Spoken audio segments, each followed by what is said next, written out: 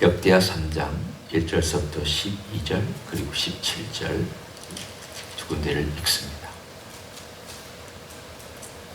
솔로몬이 예루살렘 모리아 산에 여호와의 전 건축하기를 시작하니 그곳은 전에 여호와께서 그의 아버지 다윗에게 나타나신 곳이요 여부수 사람 오르난의 가장 마당에 다윗이 정한 곳이라. 솔로몬이 왕위에 오른 지 넷째 해 둘째 날 건축을 시작하였더라. 솔로몬이 하나님의 전을 위하여 놓은 지대는 이러하니 옛날에 쓰던 자로 길이가 60규빗이요 너비가 20규빗이며 그 성전 앞에 있는 낭실의 길이가 성전의 너비와 같이 20규빗이요 높이가 120규빗이니 안에는 순금으로 입혔으며 그 대전 천장은 잣나무로 만들고 또 순금으로 입히고 그 위에 종려나무와 사슬 형상을 새겼고 또 보석으로 성전을 꾸며 화려하게 하였으니 그 금은 바루와임 금이며 또 금으로 성전과 그 들보와 문지방과 벽과 문짝이 입히고 벽에 그룹들을 아로 새겼더라. 또 지성소를 지었으니 성전 넓이대로 길이가 20규빗이요 너비도 20규빗이라 순금 600달란트로 입혔으니 못 무게가 금 50세겔이요 다락들도 금으로 입혔더라.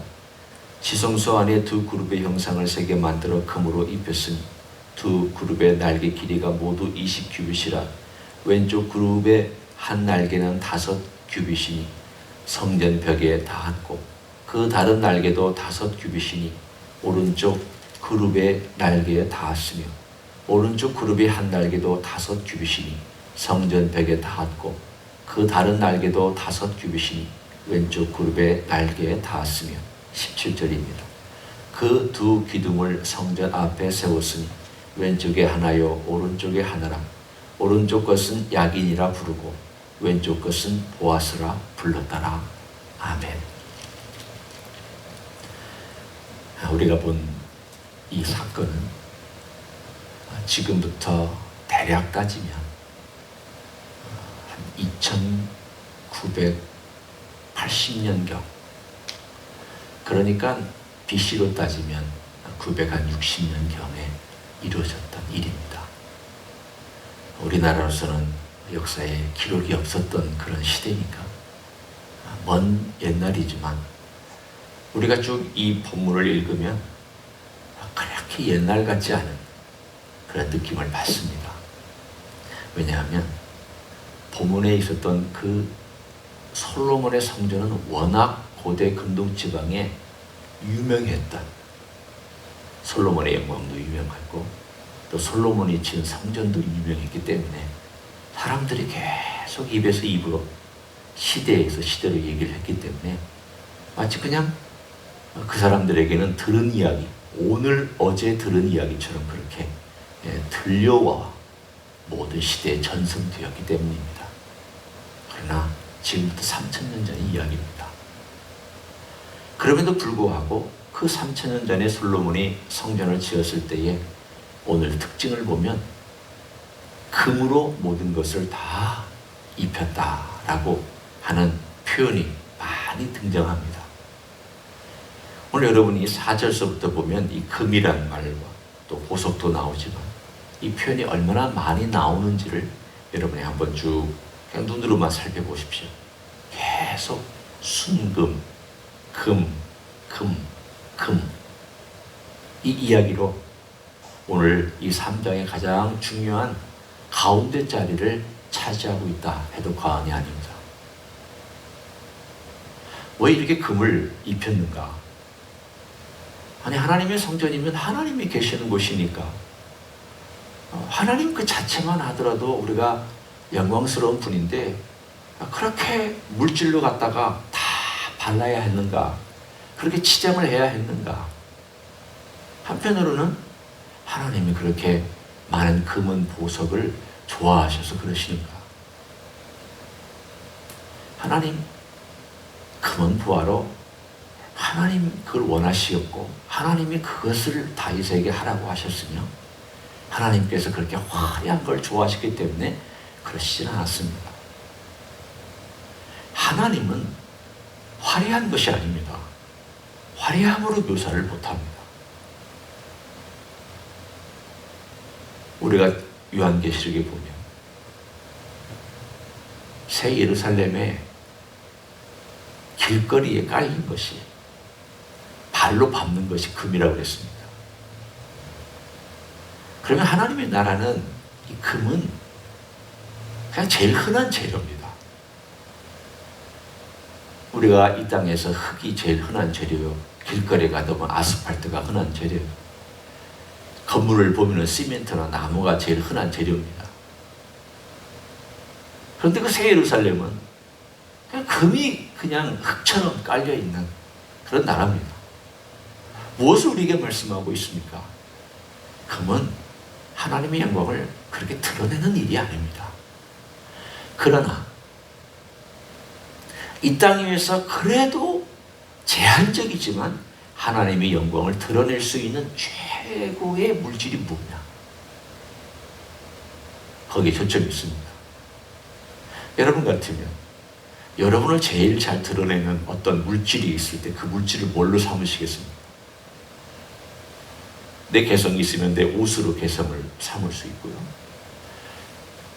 머리 스타일이면 내 머리 스타일로 내 개성을 삼기도 하고, 또는 자기가 하는 어떤 취미 생활로 저는 이것이 저의 삶의 취미 생활이고 이걸 좋아합니다. 이거 잘하기도 하고 좋아하기도 하고, 사람들도 제가 이걸 하면 참 잘한다고 합니다.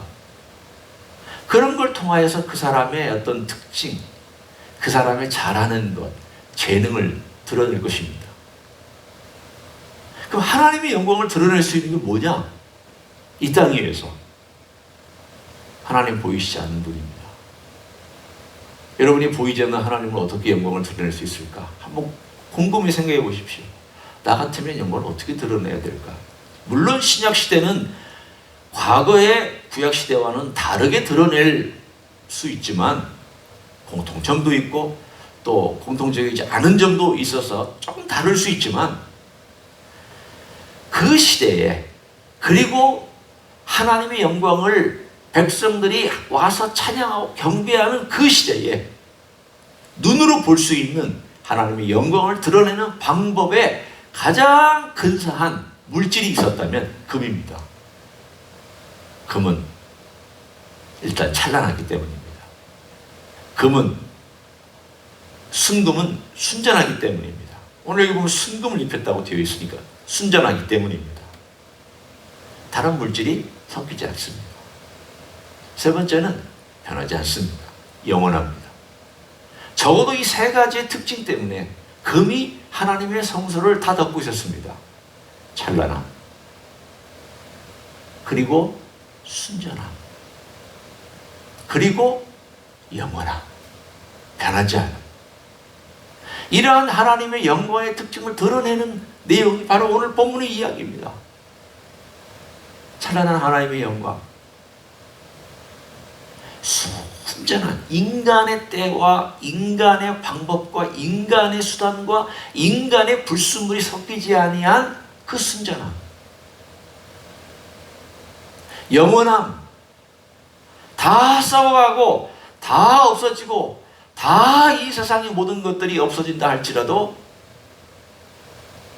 하나님의 영원함은 변함없고 어제와 오늘과 영원토록 동일하다는 것을 드러내는 그 물질이 바로 오늘 본문의 금이라 이렇게 나옵니다. 따라서 성전에 들어와서 제사장들만 물론 볼 수밖에 없었던 지성소와 또 성소지만 일반 백성은 거기까지 못 들어옵니다. 성소지만 그러나 대표가 들어와서 하나님의 영광을 보므로 백성들에게 가서 얘기해 줄 때 백성들은 그냥 상상하면서 그것을 들었을 때 하나님은 이런 분이구나 라고 그래도 무언가 생각할 수 있고 무언가 유추할 수 있고 무언가 연상작용할 수 있는 그러한 이미지가 필요했습니다. 사람들이 이미지가 있어야 상상할 수 있습니다. 그래도 이 십자가가 우리에게는 일종의 이미지가 되어서 그래서 상상하게 해줍니다. 만약에 이런 어떤 영화나 그림이나 이미지가 없었다면 십자가가 어떻게 생겼을까? 십자가를 어떻게 못 박았을까? 우리는 아마 전혀 엉뚱하게 상상할 수 있습니다. 오늘 바로 그 영광을 우리들에게 보여줍니다. 그렇지만 이 영광을 보고 있으면 저는 이 땅에서 우리가 어떻게 영광을 드러낼 것인가 하는 그 부분은 제가 지난주에 함께 나눴으니까. 그런데 왜 이 영광스러움이 오늘날에는 다른 방식으로 드러났습니까?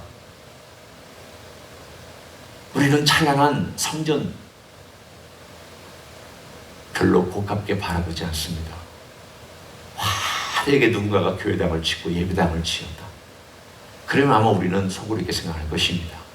저렇게 화려하게 할 필요는 없잖아. 저도 그렇게 생각합니다. 그렇게 화려하게 할 필요 없습니다. 왜 우리에게 이런 생각이 들었습니까? 과거와 다른 이런 생각이 든 것은 바로 예수님께서 이 땅에 오신 방식과도 같습니다. 주님이 이 땅에 오셨을 때에 큰 은 보화를 보기 원하는 사람들은 예수님을 못 봤습니다.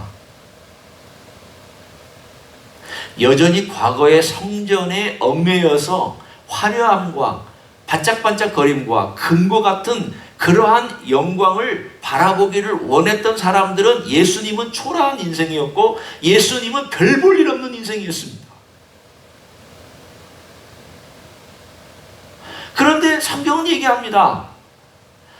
그분의 영광을 보니 독생자의 영광이요 은혜와 진리가 충만하더라.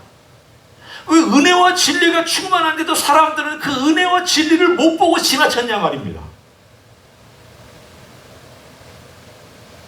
아기로 태어났을 때 와서 경배한 사람은 이방인 동방박사들과 가장 그 시대에 가난한 목자들 밖에 없었습니다. 이방인과 가장 가난한 사람, 여러분에게 시사해 주는 바가 있지 않습니까? 이방인과 가장 가난한 사람, 예수님이 누구를 위하여 오셨는가에 대한 암시를 해줍니다. 나는 가난한 자를 위하여 왔다. 나는 약한 자를 위하여 왔다. 나는 소외받은 이방인들을 위하여 왔다. 나는 병들고 힘든 자들을 위하여 왔다. 나는 정말 금은 보화를 소유하지 아니한 불쌍한 영혼들을 위하여 왔다. 우리 주님께서 이 땅에 오셨을 때 가난한 자로 오신 것은 가난한 자를 구하기 위함이요. 그분이 소외된 자의 가운데서 소외되어 온 것은 소외된 자를 구하기 위함이요. 가장 소외계층을 만나준 것은 그들을 만나는 그분의 사역을 위한 것을 그분의 탄생 속에서 우리에게 말씀해 주고 있습니다. 그분의 영광은 은혜와 진리로 감추어진 영광이었지 금은 보화와 찬란함으로 세상 사람들에게 인정받고 드러내기 위해서 온 것이 절대 아니었습니다. 따라서 오늘 이 솔로몬이 지었던 과거의 그 영광과 다르게 이제는 차원이 다릅니다. 과거에는 금으로 하나님의 영광을 표현했다면 이제는 하나님께서 금과 은으로 표현하신 것이 아니라 예수 그리스도라고 하는 살아있는 성전으로 하나님의 영광을 표현해 주셨습니다. 하나님은 볼 수 없는 분입니다. 오늘 여기에도 보면 그룹들은 형상이 있습니다. 이만한 사이즈의 두 그룹이 이쪽에 한 분, 이쪽에 한 분, 두 그룹이 이렇게 날개를 쫙 펴고 이 한쪽 날개가 저 벽에 닿고 또 이 날개 두 개가 같이 붙어 있고 또 다른 이쪽에 있는 그룹의 날개는 저쪽에 닿아서 날개가 양쪽이 이렇게 날개로 가득 차 있고 그 한가운데에 언약궤가 있습니다. 그룹들까지도 형상이 있습니다. 그러나 하나님은 형상이 없습니다. 보이지 않았습니다. 형상으로 드러낼 수 없었습니다. 그런데 왜 그 보이지 않는 하나님의 형상을 이 땅에 인간의 형상을 가진 예수 그리스도로 보내주셨습니까? 아까 얘기한 내용입니다. 사람들이 봐야만 알니까 이미지가 전혀 없으니까 하나님 뭐 하시는 분인지에 대해서 모르니까 봐라. 하나님이 어떤 분인지 봐라. 하나님이 어떻게 행하시는지 봐라.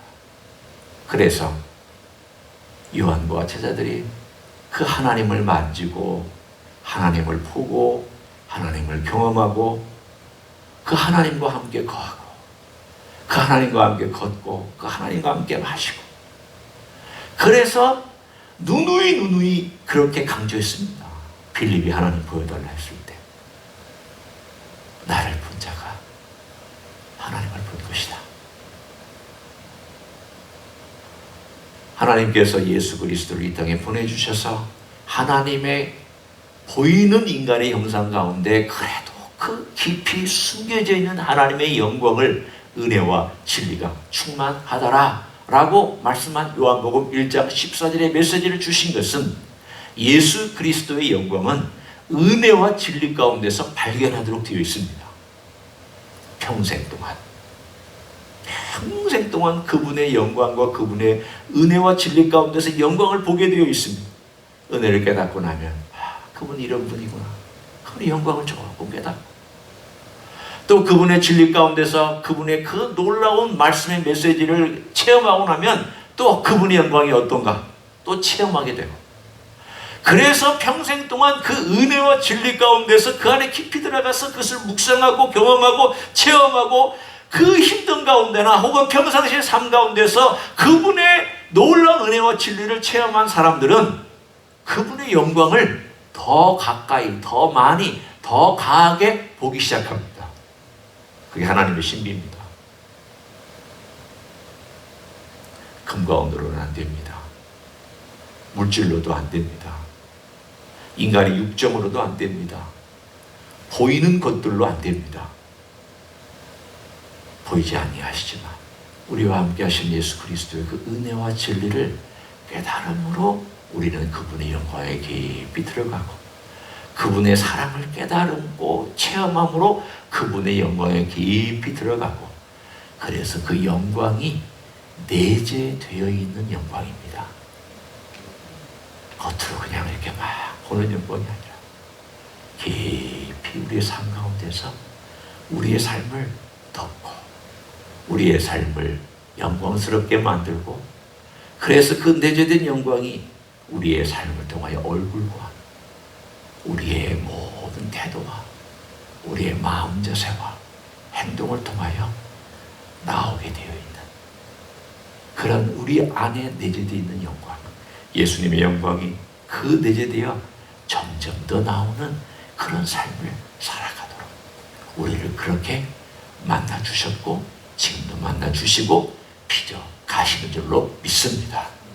오늘 하루도 주님의 은혜와 진리에 깊이 들어가셔서 그 영광을 체험하시는 여러분 되시기를 예수님의 이름으로 간절히 축원합니다. 기도하시겠습니다. 하나님 아버지, 감사합니다. 우리에게 살아있는 성전이신 예수님을 보내주셔서 그 예수님께서 이 땅에 오셔서 사람들에게 은혜와 진리를 말씀해 주셨던 것을 감사합니다. 인류가 예수님의 영광을 못 봤습니다. 제자들도 예수님의 영광을 슬쩍슬쩍 봤지만 몰랐습니다. 깨닫지 못했습니다. 부활하신 후에야 그것이 무슨 뜻인지를 알았습니다. 은혜와 진리가 충만한 예수님, 오늘 우리에게도 계시해 주시고 말씀해 주시고 드러내 주시고 보여주시옵소서. 마음속에서 그렇게 드러내 주시옵소서. 우리의 마음속에 하나님의 놀라운 영광을 보게 하여 주시옵소서. 그것이 내 안에서 깊이 드러나 그 영광스러움을 주님의 사랑 가운데서, 진리 가운데서, 말씀 가운데서, 주님의 크신 은혜 가운데서 더 깊이 깨달아가는 하나님의 종들이 되게 하여 주시옵소서.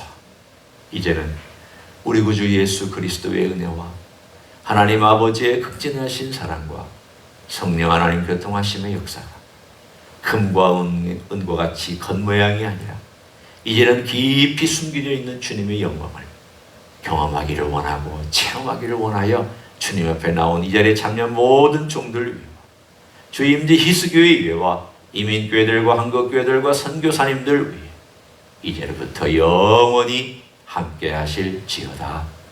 아멘.